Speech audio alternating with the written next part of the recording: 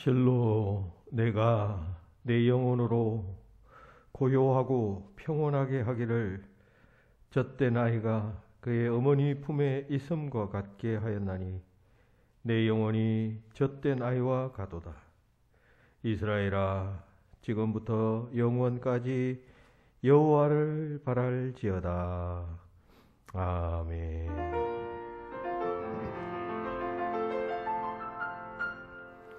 우리의 참 부모가 되시는 하나님 아버지, 어릴 적에는 저희에게 육신의 어버이를 허락하셔서 그 사랑과 보호 속에서 자라나게 하시고, 이제는 우리 또한 나이가 들어 가정을 이루고 어버이가 되게 하셔서 자녀들을 양육하며 살게 하시니 감사합니다.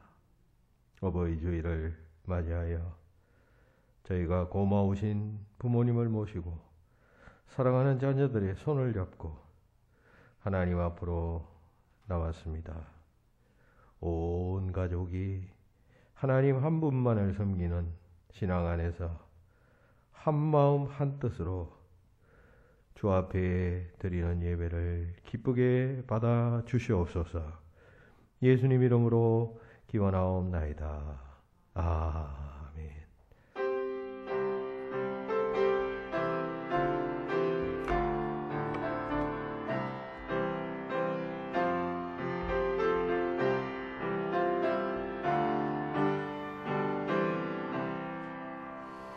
오 하나님 은혜의 창조주시니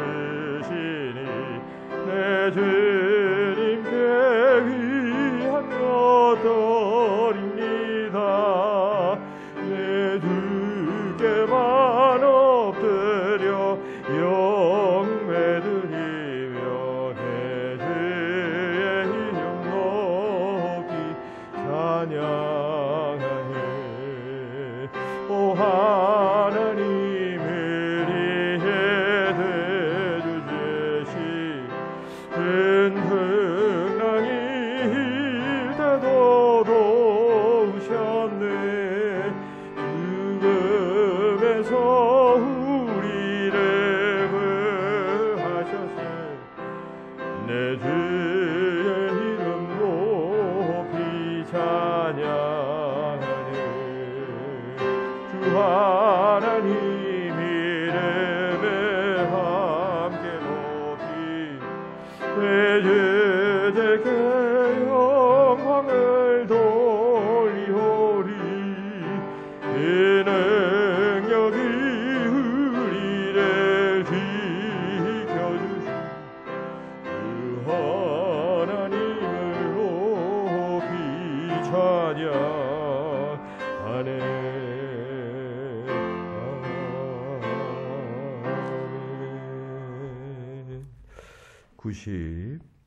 98번 교독문 어버이 주일 말씀을 함께 교독합시다. 98번 교독문입니다. 내 부모를 공경하라.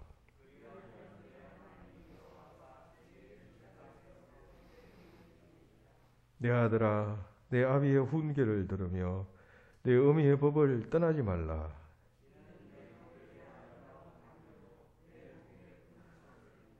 너를 낳은 아비에게 청종하고 내 늙은 어미를 경히 여기지 말지니라.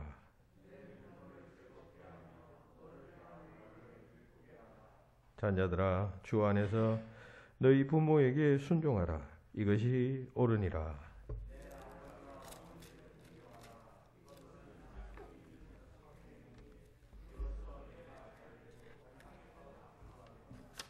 아멘. 다 같이 기도하겠습니다. 사랑의 하나님, 가정의 달과 어버이 주일을 맞이하여 우리의 죄악을 먼저 고백합니다. 주님께서는 그리스도께 하듯 남편을 공경하라 하셨지만 저희는 배우자를 존중하지 못하고 오히려 다툼과 갈등을 반복하는 삶을 살았습니다. 내 부모를 공경하라, 이것이 옳으니라 하신 말씀을 잘 알고 있으면서도 부모님께 관심을 가지고 섬기는 일을 다하지 못하였습니다. 자녀들을 노엽게 하지 말라 당부하셨지만 저희들은 자녀들을 주님의 말씀과 교양으로 양육하지 못했습니다.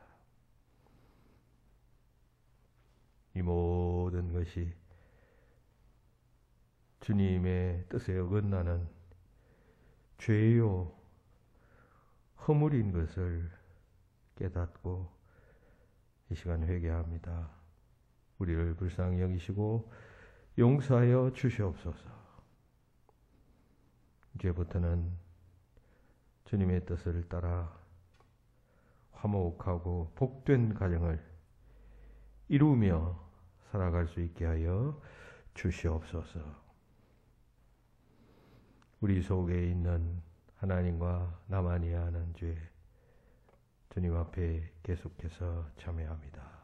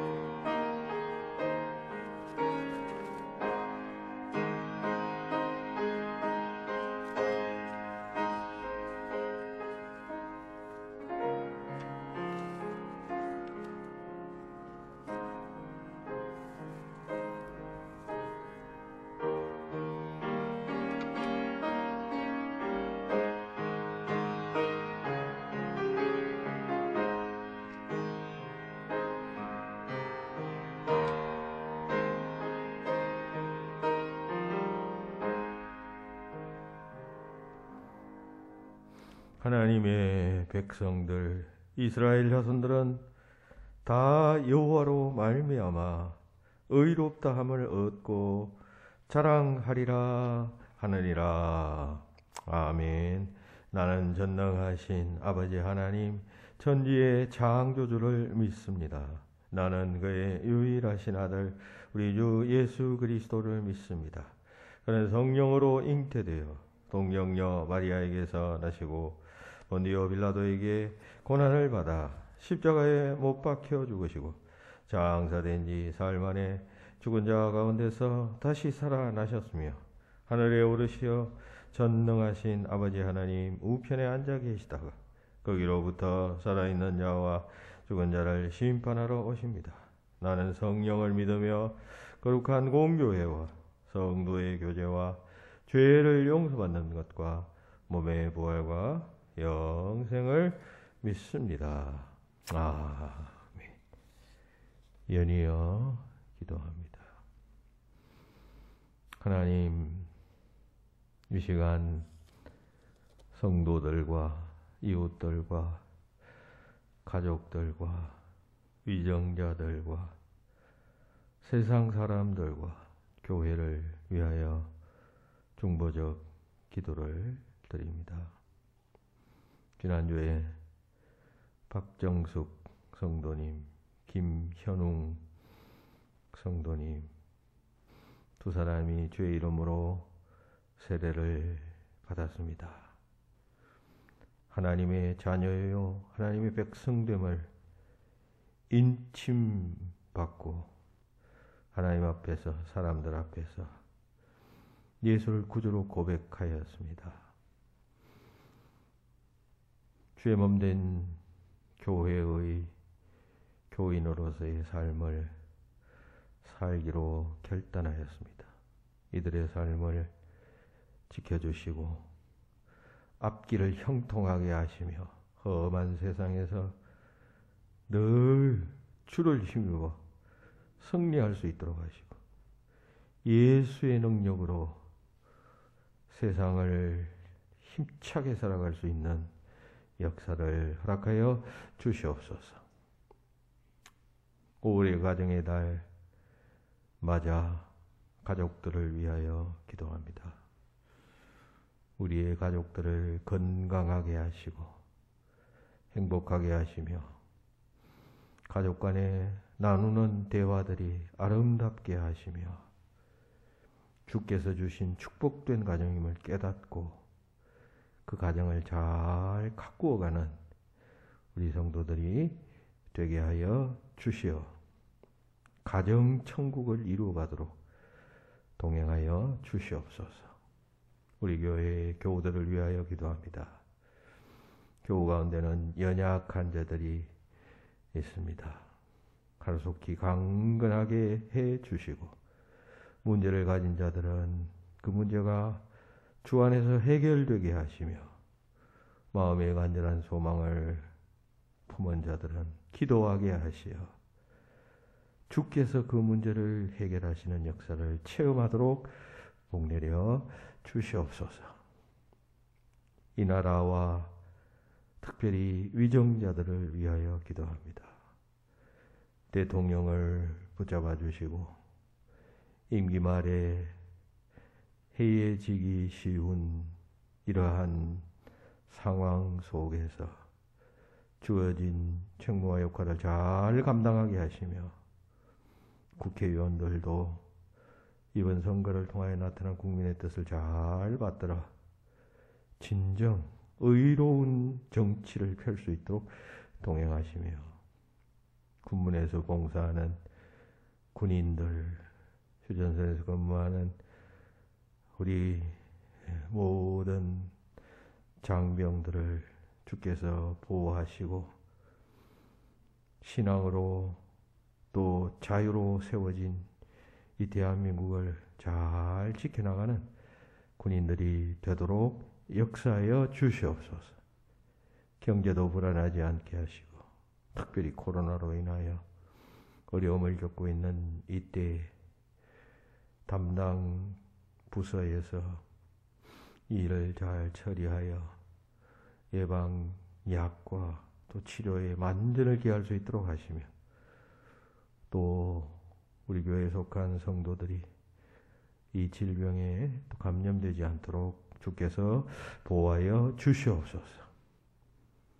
세상에 들려오는 뉴스를 들을 때마다 차별과 편견이 있어서 인종 간에 미워하고 또 분열하며 정오하는 뉴스들을 듣습니다. 남녀 간에도 차별이 있고 세대 간에도 갈등이 있습니다. 이와 같은 갈등과 차별과 편견이 사라지는 주님께서 기뻐하시는 세상이 되도록 역사하여 주시고 복음이 온 세상에 잘 퍼져나가 하나님의 뜻을 잘 전파함으로 속히 그 같은 나라가 당겨지도록 역사하여 주시옵소서. 주님의 몸된 교회를 위하여 기도합니다.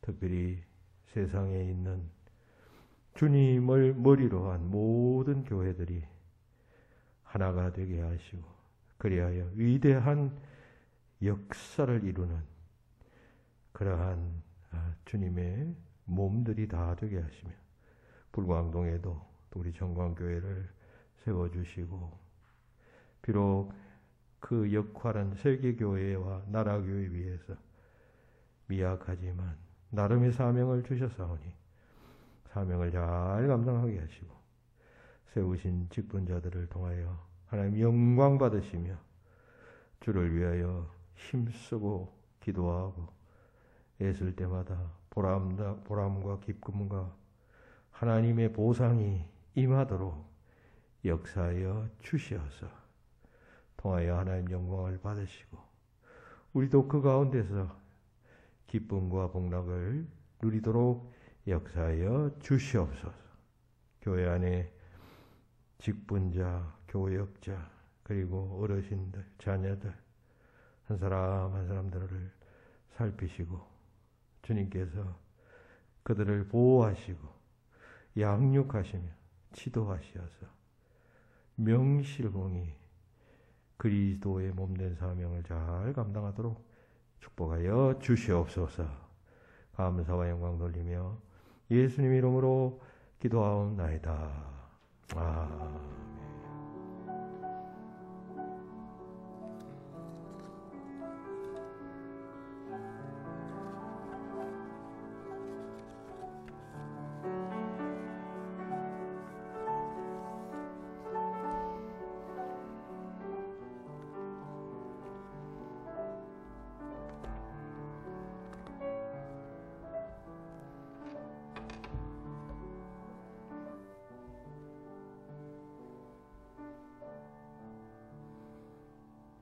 오늘의 말씀은 두 군데입니다. 구약성경 출애굽기 20장 12절과 레위기 19장 32절입니다. 먼저 출애굽기 20장 12절 말씀을 제가 봉독하겠습니다. 11페이지 출애굽기 20장 12절 말씀입니다. 내 부모를 공경하라. 그리하면 내 하나님 여호와가 내게 준 땅에서 내 생명이 길리라. 아멘.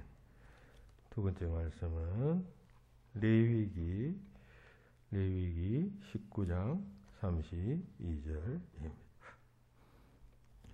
176페이지 레위기 19장 32절을 봉독합니다.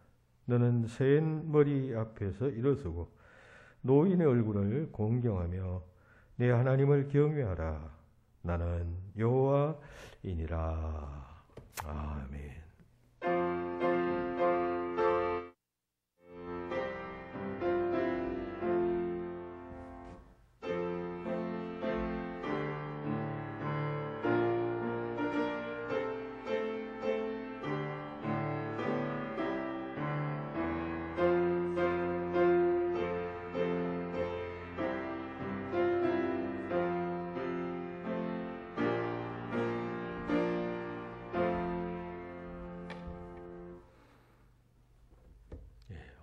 먼저 읽은 출애굽기 20장 12절 말씀은 그 10계명 중에 제 5계명입니다.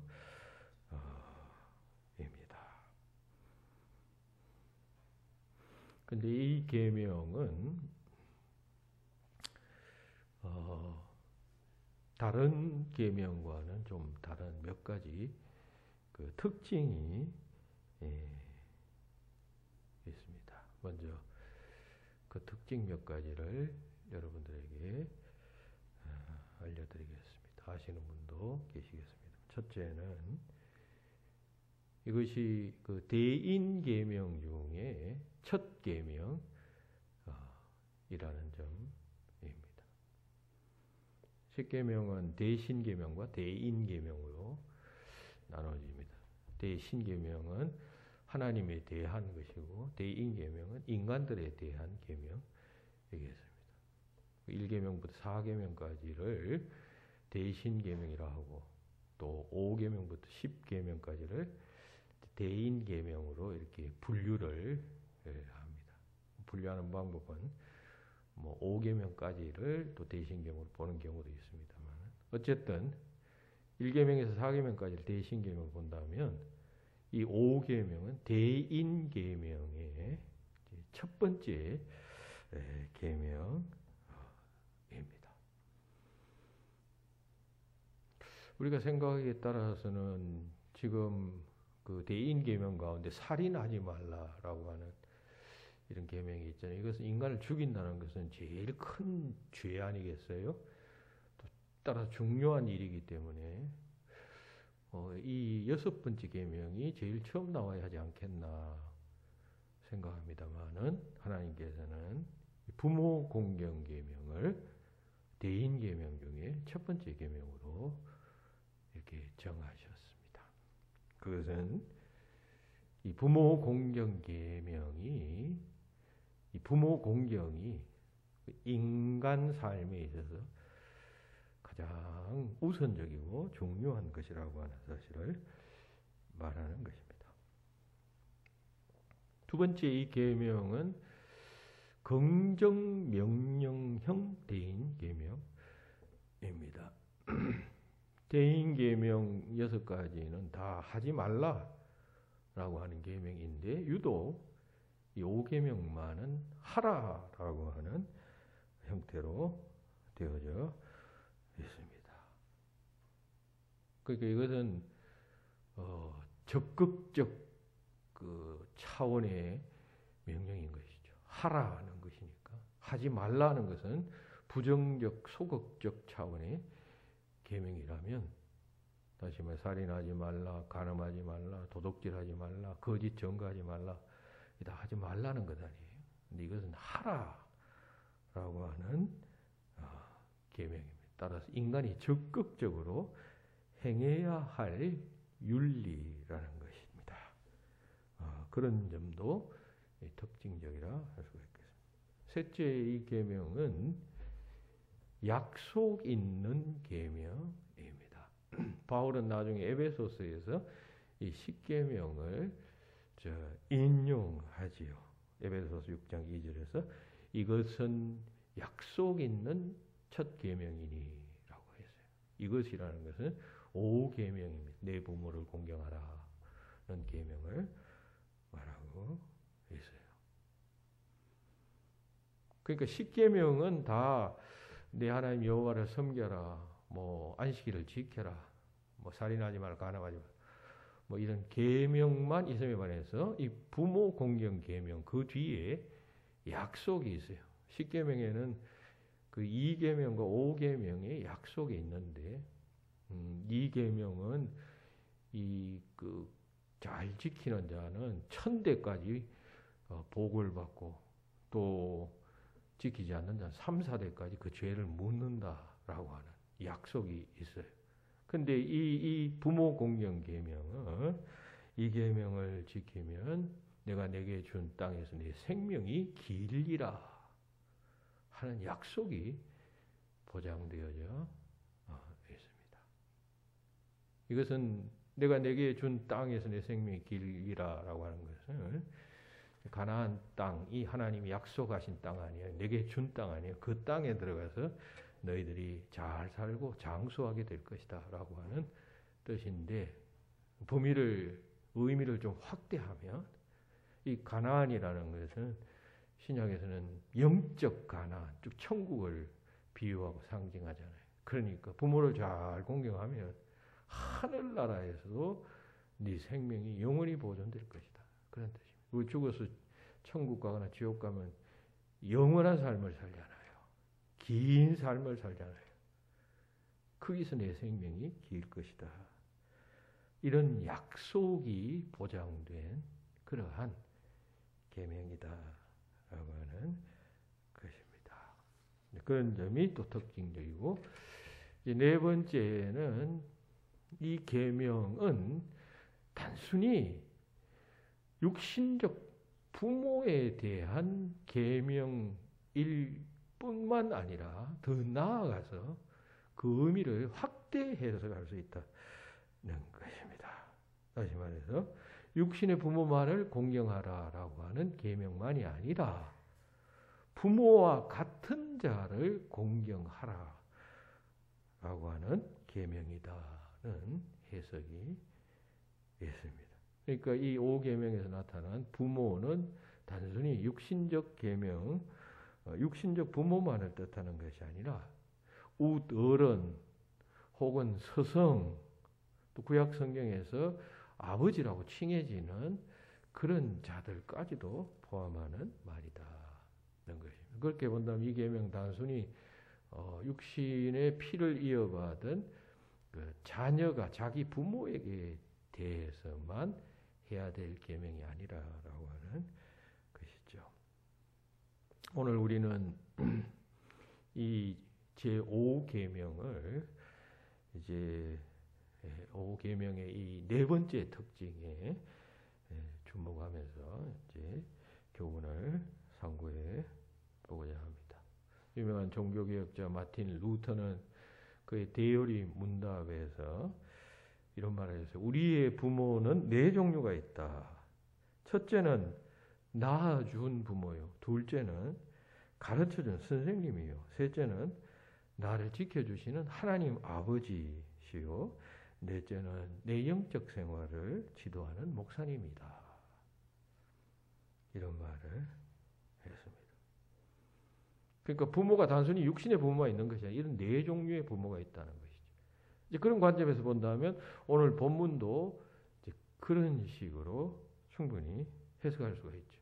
이러한 부모들을 우리가 공경해야 한다는 것입니다. 낳아주신 부모, 가르쳐주신 부모, 그리고 지켜주시고 보호해주시는 부모이신 하나님, 그리고 영적으로 지도하는 영적인 부모, 목사님들을 잘 공경해야 한다라고 하는 말씀입니다. 이 두 번째 본문인 레위기 19장 32절은 말씀하죠. 너는 샌머리 앞에서 일어서고 노인의 얼굴을 공경하며 내 하나님을 경외하라. 나는 여호와니라 라고 말합니다. 샌머리라고 해서 흰머리, 나이가 든 사람이 머리가 희잖아요. 그 나이 든 분이 그 앞에 나타나면 예의를 표현하라는 것이죠. 우리도 어른들이 가면 앉아있다고 일어서지요. 그런 뜻입니다. 이 말씀의 전반부를 공동번역에서는 아주 사실감 있게 이렇게 번역했습니다. 백발이 성성한 어른 앞에서 일어서고 노인을 존경해야 한다 라고 되어져 있습니다. 단순히 이 말씀하는 것이 아니라 여기에 또 내 하나님 여호와를 경외하라 라고 하는 말이 덧붙여졌으니 어떤 의미에서는 노인을 공경하는 것과 하나님을 경외하는 것을 어떤 대등한 관계로 설정해서 표현하고 있는 듯 합니다. 강조하는 것이죠. 말하자면 하나님을 경외하듯이 노인들을 공경해야 한다라고 말씀하는 것입니다. 자, 그렇다면 오늘 우리는 이제 우리 자신을 돌아보면 질문해 보아야 할 것입니다. 우리들은 노인들을 공경하는 문제를 육신의 부모를 공경하는 문제와 대등한 듯이 또 하나님을 공경하는 그러한 태도와 대등한 듯이 우리는 노인들을 대하고 있는가 자문해 보아야 합니다. 과거에는 노인들을 존경하는 것은 불문율처럼 여겨왔습니다. 그래서 그렇지 못한 자들을 사회에서는 폐류나처럼 낙인 찍었었습니다. 저희들이 뭐 중고등학교 다닐 때만 해도 그랬습니다. 뭐 대학 다닐 때도 마찬가지였습니다. 버스를 타거나 기차를 타면 그냥 노인이 있으면 보이면 자리에 앉아 있다가도 벌떡 일어나서 양보를 했어요. 근데 요즘은 그런 미덕이 지키지 않습니다. 그래서 차에다가 일부러 경로석이란 자리를 만들어서 이제 소위 그 압박하는 것이 젊은 사람들이 자리에 앉아 있으면 일어서라고 이렇게 압박해서 자리를 양보하던 그런 지경에 이르게 되었습니다. 다시 말해서 노인을 공경하는 풍조가 사라지고 있는 것이죠. 요즘 노인들은 스스로를 6등 인생이라는 말을 한답니다. 그러니까 어느 한 집에 1등 인생은 아들이고 며느리는 2등 인생이고 그리고 손자는 3등 인생이랍니다. 그리고 가정부가 4등 인생이고 그리고 집에서 키우는 개가 5등 인생이고 그 다음에 6등 인생은 노인이라는 것입니다. 비유적으로 노인을 이렇게 천대하는 그런 시대가 되고 세상이 되었다라고 하는 사실을 말하는 것입니다. 자, 그러면 왜 이렇게 되었을까요? 그 이유는 무엇일까요? 나아가서 그렇다면 이런 시대에 살고 있는 그리스도인들은 그 노인들에 대해서 어떻게 대해야 할까요? 이런 질문들에 대한 대답을 찾아보면서 오늘 우리는 하나님의 음성을 들어보고자 합니다. 먼저 왜에 대한 대답을 한번 찾아보겠습니다. 노인 경시 이유라고 할 수가 있겠죠. Why? 왜 노인들을 경시하는 그런 시대가 되었느냐 할 때에 그 대답 한 3가지 정도로 정리할 수가 있겠습니다. 그중 하나는 노인 인구가 너무 급증했기 때문이다는 지적입니다. 고대 시대 때는 노인 인구가 많지가 않았어요. 16세기 프랑스의 철학자인 몽테뉴라고 하는 사람이 알 것 같다면 그가 살고 있던 16세기 때만 해도 40세 이상 산 사람은 드물었던 것으로 기록하고 있습니다. 자기의 저서에서. 16세기 때만 해도 40세 이상 넘으면 그 장수하는 것이었어요. 우리나라의 조선시대 때의 평균 수명은 어떻게 되었는가 제가 찾아보니까 35세가 못 되었다고 해요. 35세까지 사는 사람이 그렇게 많지 않았다. 그런 이야기죠. 평균 수명이니까 뭐 더 사는 사람도 있었겠죠. 대체로 뭐 35세 정도 살다가 평균하면 다 죽는다는 것이. 물론 거기 중에서는 뭐 어린아이가 죽어서 평균치를 까먹을 수도 있겠습니다. 예수님 당시 때 사람들은 평균 수명이 20세였답니다. 지금 우리나라의 평균 수명은 83세예요.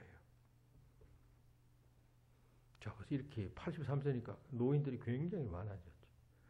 과거 평균 수명이 짧았던 시대에 때는 노인 문제가 없었어요.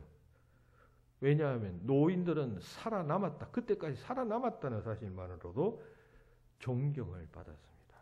노인들이 한 60세쯤 되면 와, 장수했다 해서 60세까지 간 사람들을 잘 못 보니까 신비하게 느끼고 존경했다는 것이죠. 그런데 오늘날에는 노인 인구가 너무 많아졌습니다. 다 그냥 그 의학이 발전하고 하니까 많은 분들이 생존하니까 결국 그 노인의 희소성이 줄어들게 됩니다. 그에 따라서 뭐 노인들의 가치가 하락했다 그럴까요? 그렇게 된 것입니다. 거기다가 또 좀 젊은이들은 결혼 안 하잖아요. 늦게 결혼을 합니다. 그러니까 자녀도 적게 낳습니다. 그러니까 노인을 부양할 젊은이들은 상대적으로 감소해지고 있습니다. 자식을 많이 낳던 시대 때는 부모가 늙으면 그 자식 중 한 사람이 부모를 부양할 수가 있어요. 만약에 그 집에 자녀가 뭐 10명이면 뭐 장남이 뭐 시원찮으면 차남이 하든지 뭐 셋째가 하든지 넷째가 하든지 딸이 하든지 누가 하나 그 부모를 부양했단 말이죠. 그런데 자녀의 수가 뭐 1명, 2명 되니까 이게 짐으로 여기게 된다. 관계가 좋으면 좋은데 만약 그 관계가 불편하게 되어 가면 그게 또 그냥 결혼해서 며느리가 들어오고 해서 좋은 관계 유지하면 괜찮은데 그런 이유 때문에 노인들이 경시받고 있다는 것입니다. 둘째, 자녀 중심의 문화 때문입니다. 과거에는 가정이 부모 중심이었습니다. 그런데 오늘날은 자녀 중심 가정으로 확연하게 달라지게 되었습니다. 여러분 가정들 보십시오. 다 가정들이 자녀를 위해서 온 정성을 쏟습니다. 과외시킵니다. 그 과외시키기 위해서 빚내고 또 집에 있는 어머니들은 직장 생활하고 뭐 그런 것들이 이야기거리가 됩니다. 자녀 교육이 좋다면 뭐 몇 시간 거리는 직장에서 몇 시간 걸리는 거리라도 그 자녀 교육에 유리한 곳으로 이사를 가는 시대입니다. 심지어는 교육을 위해서 이민도 갑니다. 심지어 자녀 교육을 위해서 부부가 떨어져 살기도 합니다.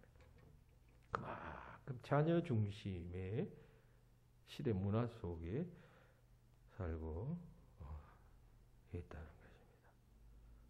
그래서 우리나라에는 불황 속에서도 키즈 산업, 그 아이들을 위한 무슨 장난감이나 용품이나 이런 산업은 불황 속에서도 불황을 모른다는 것이죠. 그만큼 자녀들을 위해서 쏟는 에너지가 굉장하다는 것입니다. 우리나라는 세상의 어느 나라보다 유례 드물게 자녀 중심 문화가 형성되어 있는 국가라고 평가가 나 있습니다. 인터넷에 올라온 어떤 글을 보니까 대기업 임원으로 일하다가 몇 달 전에 퇴직한 최모 씨 51세입니다. 그분이 요즘 내가 헛살았다라고 하는 말을 자주 하고 다닌다. 그렇게 말하는 글을 읽어봤습니다. 내용은 아들을 그냥 어렸을 때부터 그냥 최상의 조건에서 또 최고의 교육을 시켰고, 대학 입학 후에는 뭐 차를 사줬고 수차례 해외여행 비용도 대주었다는 것입니다. 또 결혼시킨 후에는 며느리에게 밍크 코드까지 정성을 들이면서 사주었다는 것이죠. 그런데 최근 아들은 그 아버지에게, 최 씨에게 등을 늘렸다는 것입니다. 왜냐하면 이제 아버지가 퇴직한 후에 자기 노후를 위해서도 자기가 뭐 저금을 하고 해야 되잖아요. 아들 이제 다 키웠으니까.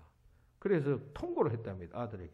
나도 노후 준비를 해야 되겠으니까 앞으로 너희 삶은 너희가 알아서 살아라. 했더니만 그 뒤부터 이 아들이 그 아버지에게 발길을 톡 끊어버렸다는 것입니다. 그래서 이 최 씨는 그런 아들에 대한 배신감을 감추지 못했다는 것입니다. 이게 자녀 중심의 문화가 빚어낸 비극 가운데 하나입니다. 그렇게 자녀에게 모든 것을 다 쏟았어요. 자녀가 귀하죠. 얼마나 귀합니까? 사랑스럽습니까? 그런데 그게 고스란히 노인 경시 풍조, 부모 경시 현상으로 부메랑이 되어서 돌아왔다는 것입니다.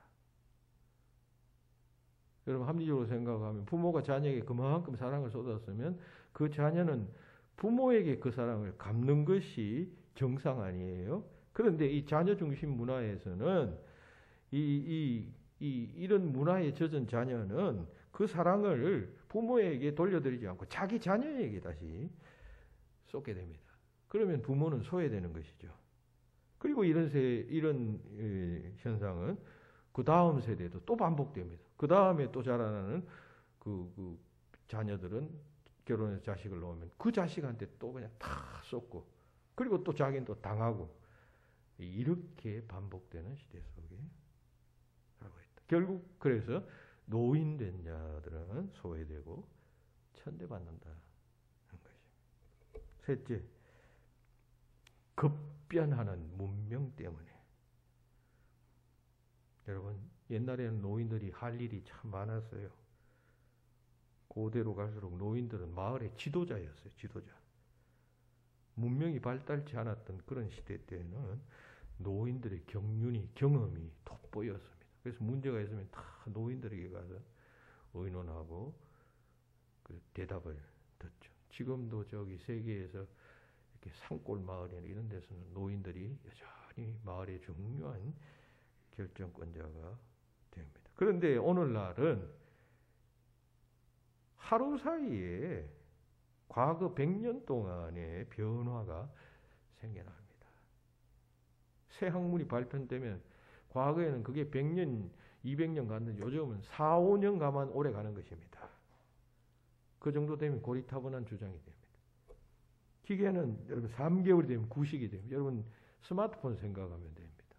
최신형 샀다 했지만 한 2, 3개월 지나면 뭐 한 1년 지나면 새거 나오면 그건 완전 구형이 되어버리는 것과 마찬가지입니다. 그러니까 이러한 급격한 변화에 노인들은 적응하거나 따라가지 못한다는 것이죠.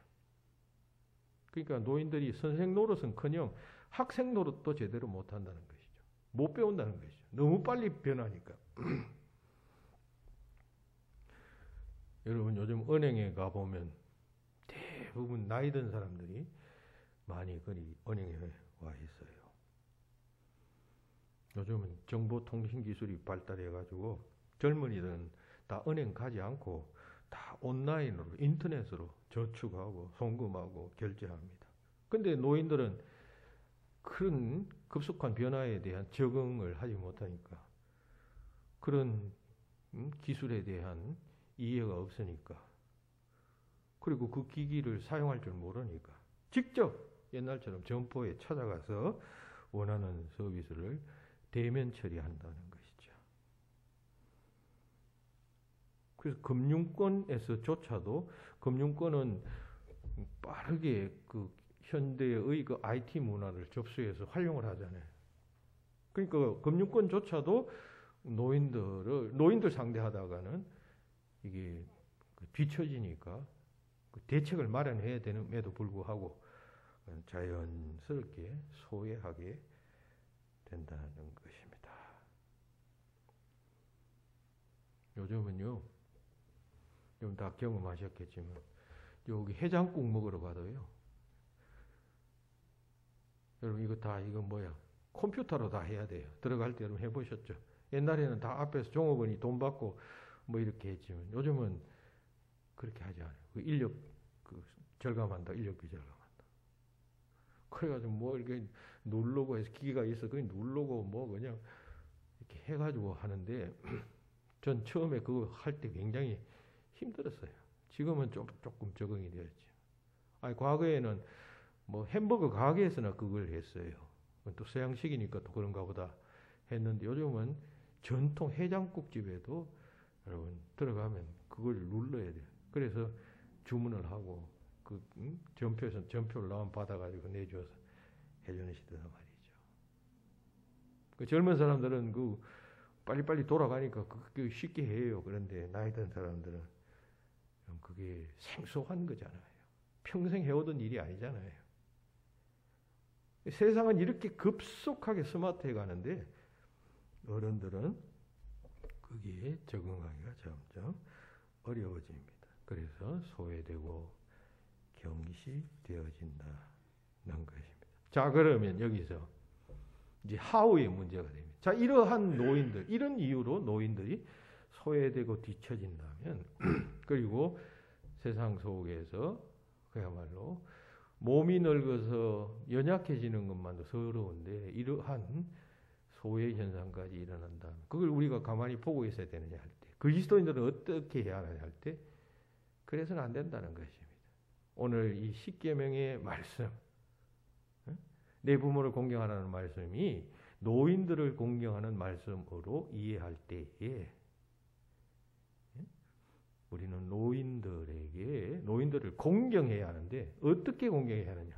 왜 이 말씀을 이제 그 노인들을 공경하라는 말씀으로 이해하느냐 하면 성경 열왕기상 같은 데 보면 엘리야가 성천할 때 엘리사가 그 엘리야를 향해서 나의 아버지여 나의 아버지 이스라엘 병거와 마병이야라고 하는 그런 말을 합니다. 그러니까 엘리사는 엘리야의 제자 아니었어. 제자인데 그 스승을 향해서 아버지라고 부르고 있다는 것입니다. 또 다른 역대기서에도 보면 아하스 왕이 엘리사를 향해서 역시 아버지라고 부르는 모습이 나와요. 그러니까 여기서 아버지는 단순히 육신의 아버지가 아니라 영적인 아버지까지도 성경에서는 아버지라고 표현한다는 것입니다. 따라서 이 말씀은 단순히 육신의 부모를 공경하라는 의미로만 해석할 것이 아니라 더 넓게 보아서 아까 루트가 이야기한 그런 모든 영적인 아버지 그리고 또 선생님 등등까지도 다 포함하는 그런 의미로 이해하고 그들을 공경할 수 있어야 한다는 것입니다. 자, 그러면 어떻게 공경해야 할까요? 영어로는 how죠. how, 방법. 그 방법 세 가지를 여러분들에게 말씀드립니다. 첫째, 사회적 어떤 차원의 공경이 필요하다는 것이에요. 사회적 공경. 무슨 말이냐 하면 노인들은 이제 노인이 되면 말씀드린 대로 이제 소외감을 느낍니다.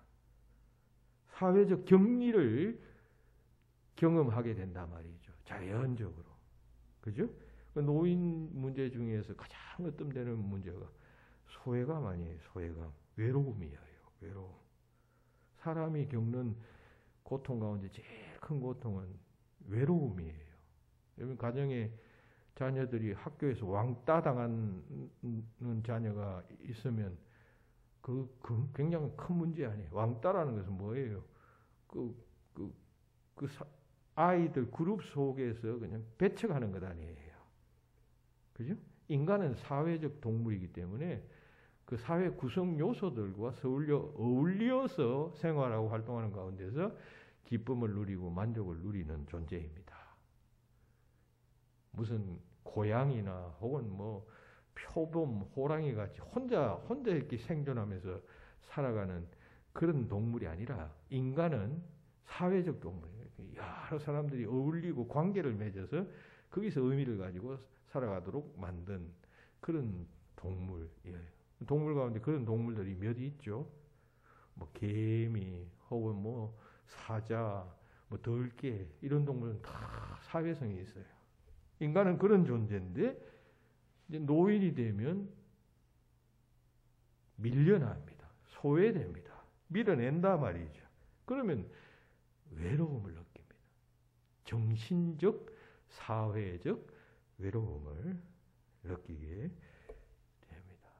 심지어 노인은 연약해지잖아요. 병들잖아요. 그렇게 되면 그 노인을 부양해야 하는 자녀까지도 그 부모에 대해서 부담감을 느낍니다. 그리고 자녀가 여럿이면 하나씩 둘씩 떠나간다는 것입니다. 얼마나 외롭겠습니까? 평생 그야말로 부모의 사랑은 내리사랑인데 그렇게 사랑을 표현했는데 특별히 자녀중심 문화에서는 그렇게 자녀를 위해서 다 헌신했는데 이제 나이가 들면 부담을 느끼고 자녀들이 밀어낸다는 것입니다. 그리고 가깝게 지내던 친구들도 하나씩 둘씩 세상을 떠납니다. 남편도 또 아내도 죽습니다. 그러면 얼마나 외로움을 느끼겠습니까? 이러한 노년들을 그리스도인 된 자녀들은 이 5계명을 생각하면서 이것이 하나님의 명령이다. 이 중요한 명령임을 생각하면서 노인들이 그런 외로움을 느끼지 않도록 잘 감사드리고 돌볼 수 있어야 한다는 것입니다. 한국노인문제연구소의 조사에 의할 것 같으면 75년도까지는 자녀들과 함께 사는 노인이 노인 인구에서 78%였답니다. 대부분의 자녀들이 3분의 2가 다 자녀들하고 같이 살았단 말이에요. 75년이면 제가 대학 들어갈 쯤이네요. 그때만 해도 다 부모가 있는 자녀들은 결혼하면 그 부모와 같이 살았어요. 그런데 2000년대에 와서 25%로 감소했어요. 그러니까 4분의 1만 부모하고 살고 나머지는 혼자 산다. 그런 이야기죠. 그리고 독거노인도 75년에는 7%밖에 안 됐는데 2000년에 와서는 55%로 급증했습니다. 그만큼 노인들이 소외되고 있다는 것이죠. 우리 그리스도인 된 부모들은, 자녀들은 그런 노인들을, 부모뿐만 아니라 그런 노인들을 소외시켜서는 안 됩니다. 부모를 외롭게 만드는 자녀들은 정말 불효자 중에 불효자가 아닐 수가 없습니다. 사회적으로 소외되지 않도록 여러 가지 방법을 써서 항상 관심을 가져야. 둘째, 신체적인 차원에서 공경해야 합니다. 노인이 되면 여러분 신체적으로 연약해지죠. 노인이 되기 시작하면 병이 하나 둘이 아닙니다. 그죠?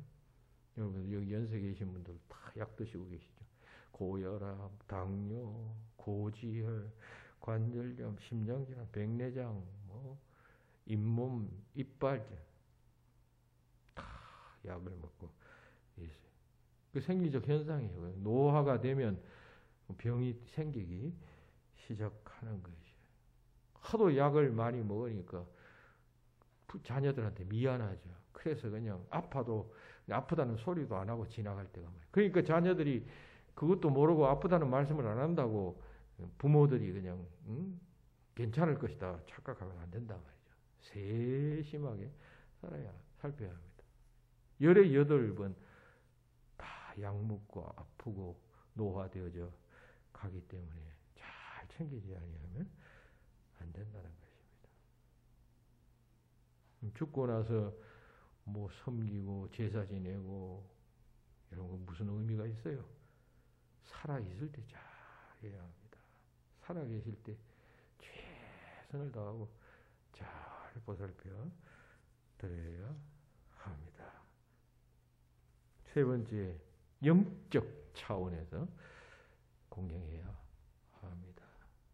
영적 차원이라는 것은 믿음을 잃지 않도록, 믿음이 약한 사람 믿음을 강화시켜주고, 믿음이 없는 사람은 믿음을 불어넣어 주어야 한다는 것이죠. 왜냐하면 노인들은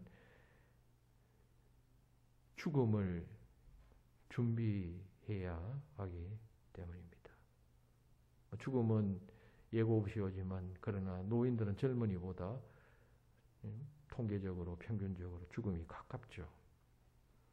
그러니까 죽고 나면 그게 끝이 아니라 우리가 성경에서 배우다시피 죽음 후에는 영원한 심판이 있잖아요.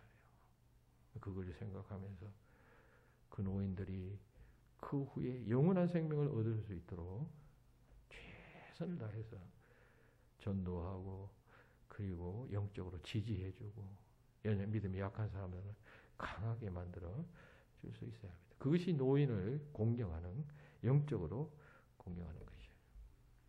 지난주 목요일에 저희 그 ROTC 서울에 있는 ROTC 동기 모임이 오랜만에 있었어요. 참석했다가 거기서 우리 동기 뭐 몇 명 안 되는데 그 중에서 한 명이 또 죽었다는 소식을 들었습니다. 그전 모임에서도 우리 동기 중에 2명이 죽었다는 그런 이야기를 듣고 참 착잡했었는데 또 한 명이 죽었다는 것이죠. 그러면서 한 동기가 말하기를 이제 우리는 앞으로 이제 자주 우리가 알던 친구들이 하나씩 떠나간다는 소식을 더 듣게 될 것일세. 이제 나이가 들면 이제 그런 소식을 듣게 될 것이다. 그런 이야기였죠. 자, 그런데 그 중에 한 친구가 교회 다니는 안수 집사예요. 나한테 제가 목사니까 이제 슬쩍 제 곁에 와가지고 귀속말로 그 우리 친구 가운데 그 참석한 친구 가운데 그 은행장을 했던 그 동기가 하나 있어요. 친구가 아주 글도 잘 쓰고 똑똑한데 그 친구를 자기가 전도를 하려고 오늘 나왔다는 거죠. 밥 먹는 것도 중요하지만 그 친구를 내가 오늘 전도하려고 오늘 내가 마음을 단단히 먹고 나왔네 하면서 그 이야기를 귀뜸을 해 주는 것이죠. 그래서 제가 속으로 그랬습니다. 자넨 목사인 나보다 훨씬 낫네. 이런 생각을 했습니다. 그 동기의 죽음을 이야기하면서 한편 나이 먹어가는 그 친구의 영혼 구원을 생각하고 그 구원을 갈급해 하는 그 친구를 제가 다시 보게 되었습니다.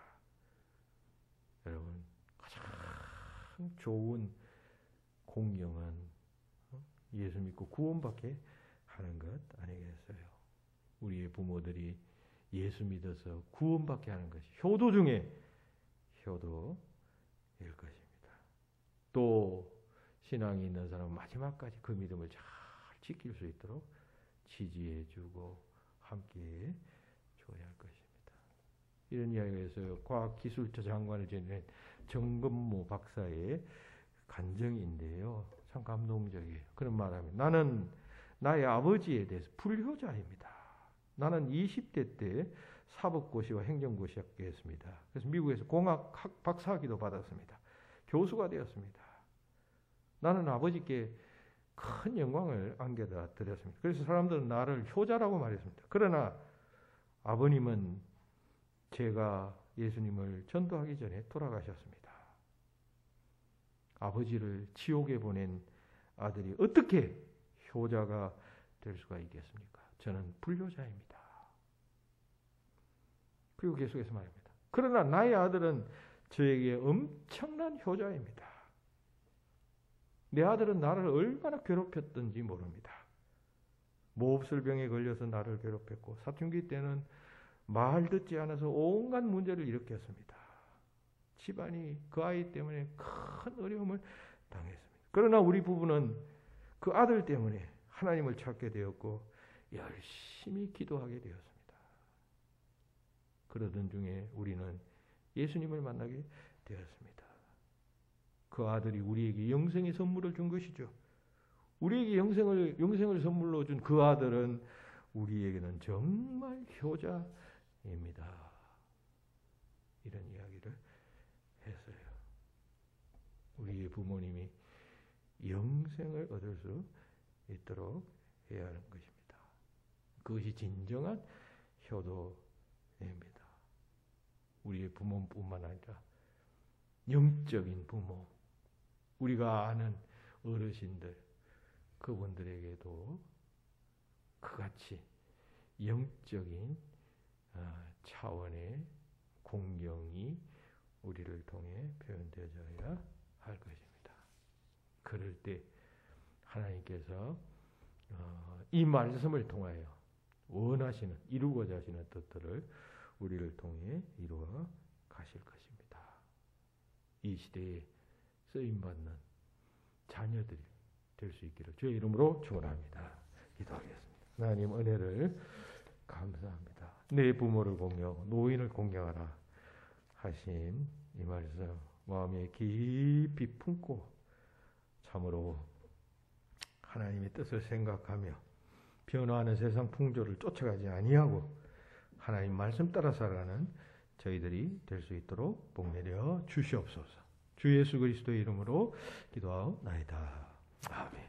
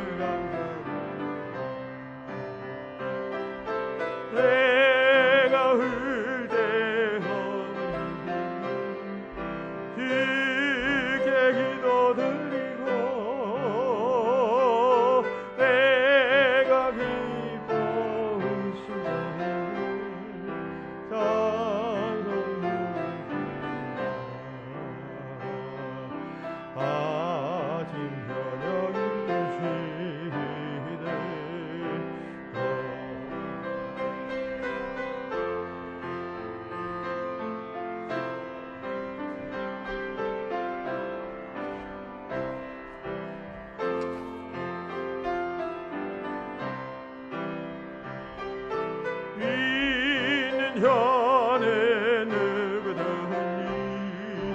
영생함을 얻으리 돌려주신 귀한 말씀 이제 4절 하겠습니다. 오류하고 겸손하며 올바르고 굳세게 어머님의 뜻밖의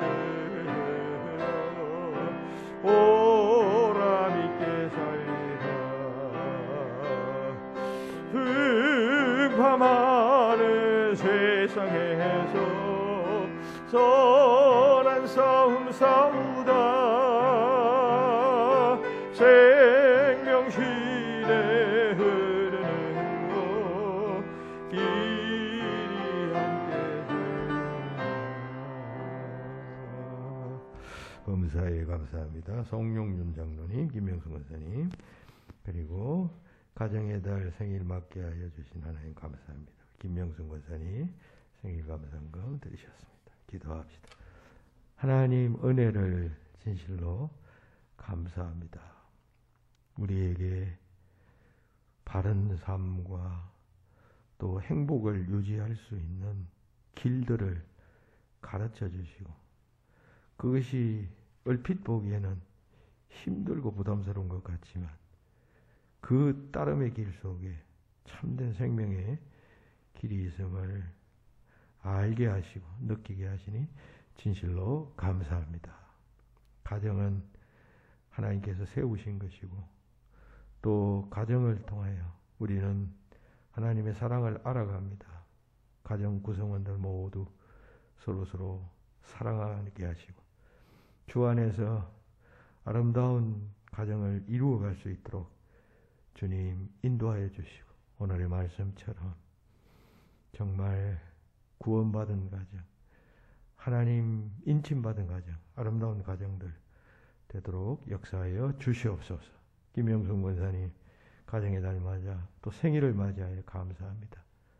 한 해 한 해 연세가 들어감에 따라 속사람은 더욱더 날로 날로 새롭게 되는 우리 권사님이 되게 하시고, 또 송영준 장로님 함께 부부가 감사하며 기뻐하며 그리고 항상 기도하며 쉬지 말고 기도하며 살아가는 아름다운 주님의 가정이 되고 부부가 될 수 있도록 복 내려 주시옵소서.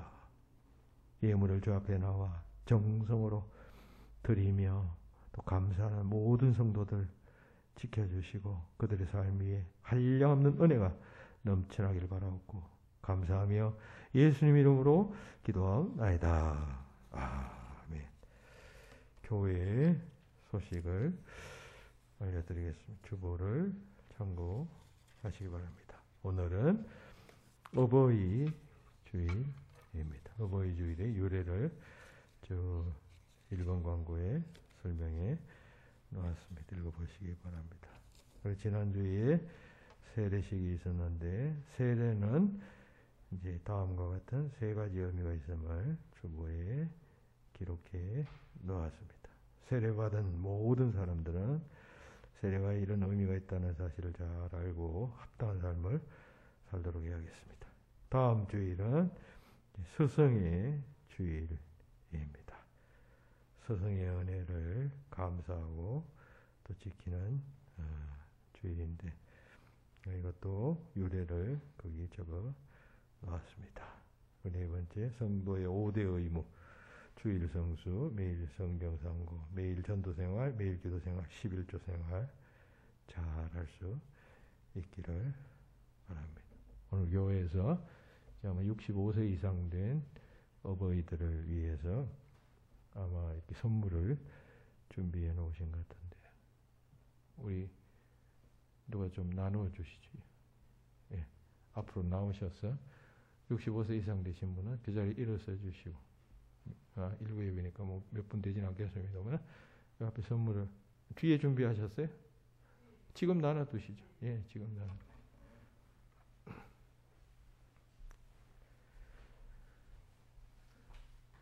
65세.